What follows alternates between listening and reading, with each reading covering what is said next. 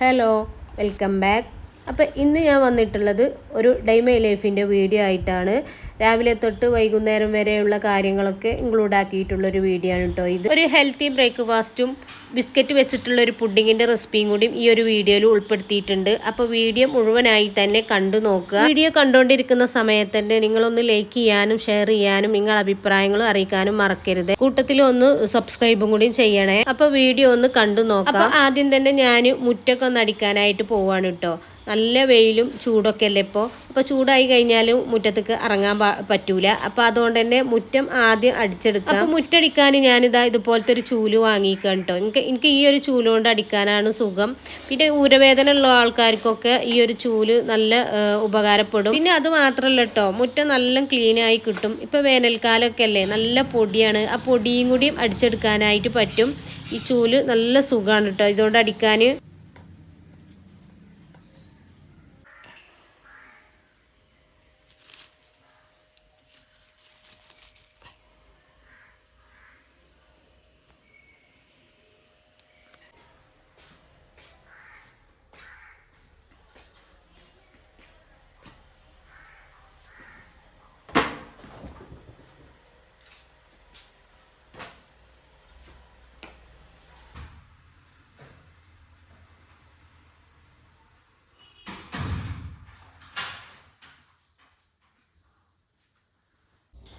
അപ്പം എൻ്റെ മുറ്റടിയും കാര്യങ്ങളൊക്കെ കഴിഞ്ഞിട്ട് ഞാനിതാ കിച്ചണിലേക്ക് വന്നിട്ടുണ്ട്.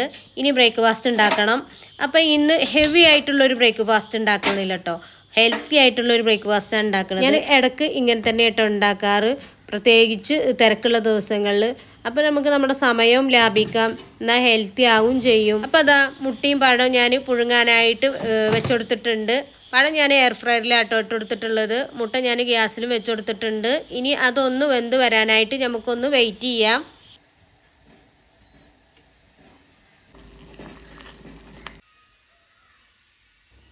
അപ്പോൾ അതാ പഴം ഇവിടെ വെന്ത് വന്നിട്ടുണ്ട്. ഇനി അതൊരു പ്ലേറ്റിലേക്ക് മാറ്റി കൊടുക്കാം, ഒന്ന് ചൂടാറി കിട്ടാനായിട്ട്. ഇവിടെ ഇപ്പം ഞങ്ങൾ രണ്ടാളും മാത്രമേ ഉള്ളൂ കേട്ടോ. അപ്പം ഞങ്ങൾക്കുള്ളൊരു ബ്രേക്ക്ഫാസ്റ്റാണ് ഞാനിപ്പോൾ റെഡിയാക്കി എടുത്തിട്ടുള്ളത്. ഇനി ഇക്കാക്കുള്ളത് ഒരു പാത്രത്തിലാക്കിയിട്ട് ഇക്കാനെ വിളിച്ചിട്ട് കൊടുക്കട്ടെ.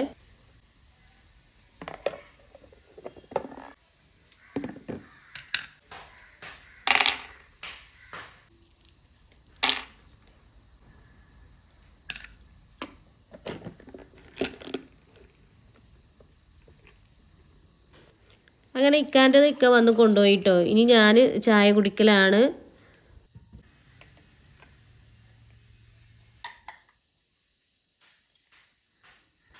അങ്ങനെ ചായ കുടിയൊക്കെ കഴിഞ്ഞിട്ട് ഞാനിതാ ഡൈനിങ് ഹാളിലേക്ക് വന്നിട്ടുണ്ട്. മൊത്തത്തിലൊന്ന് തട്ടി അടിക്കണം എന്ന് വിചാരിക്കുന്നുണ്ട്. കാരണം ഇന്ന് ചോറും കറിയൊന്നും വെക്കണ്ടല്ലോ, കിച്ചണിലേക്ക് കയറണ്ട. അതുകൊണ്ട് തന്നെ മൊത്തത്തിലൊന്ന് അടിച്ചു വാരി ബെഡ്ഷീറ്റുകളും ചവിട്ടിയും ഒക്കെ ഒന്ന് മാറ്റി ഇടണമെന്ന് വിചാരിക്കുന്നുണ്ട്. അങ്ങനെ ഇതാ ഞാൻ മൊത്തത്തിലൊന്ന് അടിച്ചു വാരി എടുക്കലാണ്.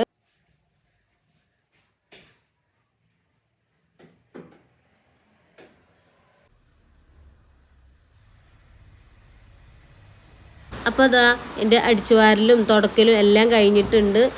ഞാൻ തുടക്കണതൊന്നും ഇതിൽ കാണിച്ചിട്ടില്ല കേട്ടോ. എന്താ വെച്ചാൽ സമയം ഒരുപാടായിട്ടുണ്ട്. 12 മണിയാകുമ്പോഴത്തേന് കല്യാണത്തിന് പോകണം. അപ്പോൾ എല്ലാം കഴിഞ്ഞപ്പോഴത്തേന് തന്നെ ഇപ്പോൾ 11:45 ആയിട്ടുണ്ട്. അപ്പോൾ ഞാൻ പെട്ടെന്ന് എല്ലാം റെഡിയാക്കി എടുക്കുകയാണ്. അതേപോലെ തന്നെ ഞാൻ ബെഡ്ഷീറ്റൊക്കെ 4 ദിവസം കൂടുമ്പോൾ മാറ്റി വിരിക്കാറുണ്ട്. അലർജിൻ്റെ പ്രശ്നമുള്ളത് കാരണം ഞാൻ കൂടുതൽ ഉപയോഗിക്കാറില്ല. അല്ലെങ്കിലും നമ്മൾ കിടക്കണ ബെഡ്ഷീറ്റും പുതപ്പൊക്കെ നല്ല ഫ്രഷായിട്ട് നീറ്റായിട്ട് ഇരിക്കുന്നത് കാണാനല്ലേ നമുക്കിഷ്ടം. എനിക്കൊരു 4 ദിവസം കൂടുമ്പോൾ എല്ലാം പിന്നെ മാറ്റി കൊടുക്കണം കേട്ടോ. ചില ആൾക്കാരുണ്ട് മാസങ്ങളായാലും മാറ്റാതായി തന്നെ കിടന്നുകൊണ്ട്. പിന്നെ എനിക്ക് അലർജി പ്രശ്നമുള്ളത് കാരണം പെട്ടെന്ന് തുമ്പലും വരും. ബെഡ്ഷീറ്റ് മാത്രമല്ല കേട്ടോ, സെറ്റിൻ്റെ കവറ്, അതേപോലെ തന്നെ ബാത്റൂമിൻ്റെ മുന്നിൽ വിരിക്കണ ചവിട്ടി, കിച്ചണിൽ വിരിക്കണ ചവിട്ടി ഒക്കെ ഞാൻ ഒരാഴ്ചയിൽ മൊത്തത്തിൽ മാറ്റിയിട്ട് പുതിയത് വിരിച്ചു കൊടുക്കും. അപ്പോൾ മൊത്തത്തിൽ എല്ലാ പണിയും കഴിഞ്ഞിട്ടുണ്ട്.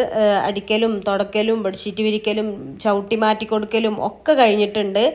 ഇനി നമ്മൾ നേരത്തെ വിരിച്ചു കൊടുത്ത ആ ചവിട്ടി ഉണ്ടല്ലോ, അതും കൂടി ഒന്ന് അലക്കിയെടുക്കണം. അതിനായിട്ട് ഞാനിത് പുറത്തേക്ക് ഇട്ടിട്ടുണ്ട്.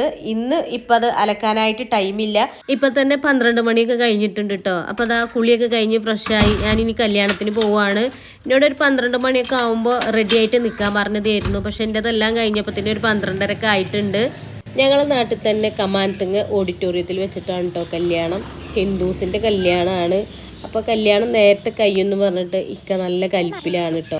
ഇക്ക പറഞ്ഞതും ശരി തന്നെയാണ്. ഹിന്ദുസിൻ്റെ കല്യാണം നേരത്തെ കഴിയും. നമ്മൾ മുസ്ലിങ്ങളെ കല്യാണമാണല്ലോ വൈകുന്നേരം വരെയൊക്കെ ഉണ്ടാവുക. ഓലെ കല്യാണം നേരത്തെ കഴിയുമല്ലോ. അപ്പോൾ അതാ ഞങ്ങൾ കല്യാണത്തിന് പോവുകയാണ്. നല്ല വെയിലും ചൂടുമാണ് കേട്ടോ. നല്ല വെയിലാണ്.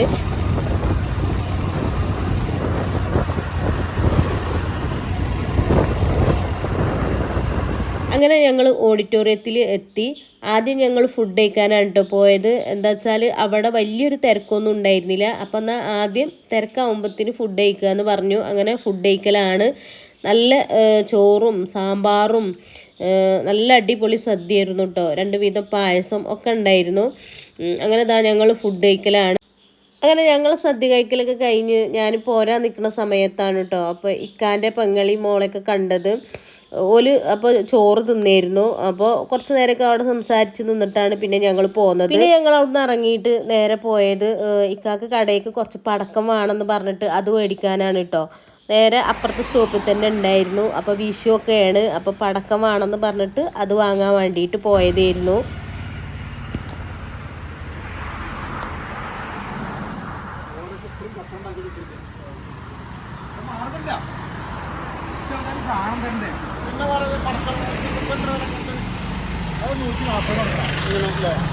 ചെറുതോ ഇത് 30.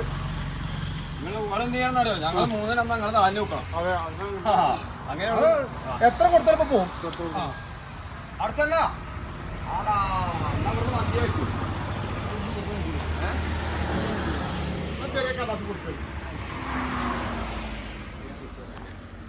അങ്ങനെ എല്ലാം കഴിഞ്ഞതാ ഞാൻ വീട്ടിലെത്തിയിട്ടുണ്ട്. എൻ്റെ റെസ്റ്റും കാര്യങ്ങളൊക്കെ കഴിഞ്ഞിട്ടാണ് കേട്ടോ ഞാൻ പിന്നെ കിച്ചണിലേക്ക് വന്നിട്ടുണ്ടായിരുന്നത്. ഈ ഒരു വീഡിയോ ഞാൻ വൈകുന്നേരമാണ് എടുത്തിട്ടുള്ളത്. ഞാൻ ഈ ഒരു വീഡിയോയിൽ ആദ്യം പറഞ്ഞിട്ടുണ്ടായിരുന്നില്ലേ ഒരു പുഡിങ്ങിൻ്റെ റെസിപ്പി ഇതിൽ ഉൾപ്പെടുത്തിയിട്ടുണ്ട് എന്നുള്ളത്. ആ ഒരു പുഡിങ് സെറ്റ് ചെയ്യണത് കാണിച്ചു തരാം. അപ്പോൾ അതിനായിട്ട് ഇതാ ഞാൻ ഇതുപോലത്തെ ഒരു ട്രേ എടുത്തിട്ടുണ്ട്. അതിലേക്ക് കുറച്ച് പാലും മിൽക്കി മെയ്ഡും കസ്റ്റാർഡ് പൗഡറും കൂടി മിക്സ് ചെയ്തത് കുറച്ച് ഒഴിച്ചു കൊടുക്കാം. പിന്നെ ഈ ഒരു പുഡിങ് സെറ്റ് ചെയ്യാനായിട്ട് ഞാൻ എടുത്തിട്ടുള്ളത് ഈ ഒരു ബിസ്ക്കറ്റാണ്. ആറാറൂട്ട് ബിസ്ക്കറ്റാണ് കേട്ടോ, മധുരമില്ലാത്ത. അപ്പോൾ ബിസ്ക്കറ്റ് ഓരോന്നായിട്ട് ഇതിൻ്റെ മുകളിൽ ഒന്ന് നിരത്തി വെച്ച് കൊടുക്കാം.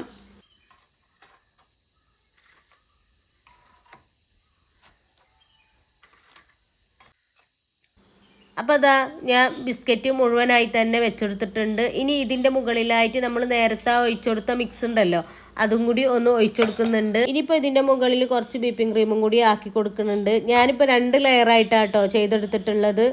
ഞാൻ അത് ഇതിൽ കാണിച്ചിട്ടില്ല. ഇനി ഇതാ ഇത് മുഴുവനായിട്ട് ഞാൻ സെറ്റാക്കി എടുത്തിട്ടുണ്ട്. ഇനിയിപ്പോൾ ലാസ്റ്റ് ഇതിൻ്റെ മുകളിൽ വിപ്പിംഗ് ക്രീമാണ് കേട്ടോ ആക്കി കൊടുക്കുന്നത്. ഇതാ അതുപോലെ ആക്കി കൊടുക്കാം. ഈ ഒരു പുഡിങ് നല്ല അടിപൊളി ടേസ്റ്റാണ്. നല്ല ടേസ്റ്റ് ആയിരുന്നു കേട്ടോ. ഇത് കഴിക്കാൻ നല്ല തണുപ്പിച്ചിട്ട് കഴിക്കാൻ നല്ല ടേസ്റ്റാണ്. അപ്പോൾ അതാ ഇതിൻ്റെ മുകളിൽ കുറച്ച് പീനട്ടും കൂടി ക്രഷ് ചെയ്തത് ഇട്ട് കൊടുക്കുന്നുണ്ട്. അപ്പോൾ അതാ നമ്മളെ പുഡിങ് ഇവിടെ അടിപൊളി സെറ്റായി വന്നിട്ടുണ്ട്. ഇനി ഇത് നമുക്ക് ഫ്രിഡ്ജിൽ വെച്ചിട്ടൊന്ന് തണുപ്പിച്ചെടുക്കണം.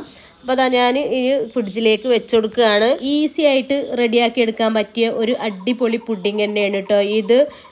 നല്ല ടേസ്റ്റുമാണ്. ഞാനിപ്പോൾ ഇതൊരു രാത്രി മുഴുവൻ ഫ്രിഡ്ജിൽ വെച്ചിട്ട് പിറ്റേന്ന് രാവിലെയാണ് കേട്ടോ അത് പുറത്തെടുത്തിട്ടുള്ളത്. നല്ല തണുത്ത് സെറ്റായി വന്നിട്ടുണ്ട്. കണ്ടില്ലേ, നല്ല അടിപൊളിയായിട്ട് തന്നെ കിട്ടിയിട്ടുണ്ട്. നല്ല ടേസ്റ്റുമാണ് കേട്ടോ ഈ ഒരു പുഡിങ്ങിന്.